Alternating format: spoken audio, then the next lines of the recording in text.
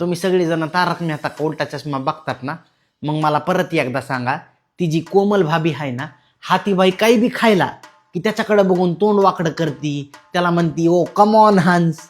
अरे पण तिला हे कसं कळत नाही, ती बी तेवढीच ढबरी ना. आणि ते भुवया उचकून टोपी वर करणारा इन्स्पेक्टर कुठे गेला रे मायला. आणि ह्या विमलवर चंपकची सोसायटीमध्ये सगळेजण इज्जत कशामुळे करतात एवढी. आणि हे जेठ्या जेव्हा चंपकच्या पाया पडते तेव्हा लगेच चंपक हा हा हा हा हा असं म्हणून शहाणा असल्यासारखं कशामुळे दाखवित. आणि हे झाटू टप्पू त्या भिडेची टिंगल उडवीत असते आणि ती झाटी सुनू त्याच्यावर हसत कशामुळे असती मग. आणि त्या पोपटलालच्या लग्नाचा राहू द्या बाजूला, त्याला अजून स्थळ कस काय येते. आणि ह्या बोंगारी टपुशानाचं लग्नाचं वय व्हायलंय तरी बी त्या सोसायटी फंक्शन मध्येच पडलेले असते. ह्यांचा येडजवेपणा नेमका थांबणार तरी कधी. आणि हे चालू पांडे किती दिवस एकाच पोलीस स्टेशन मध्ये थांबणार रे.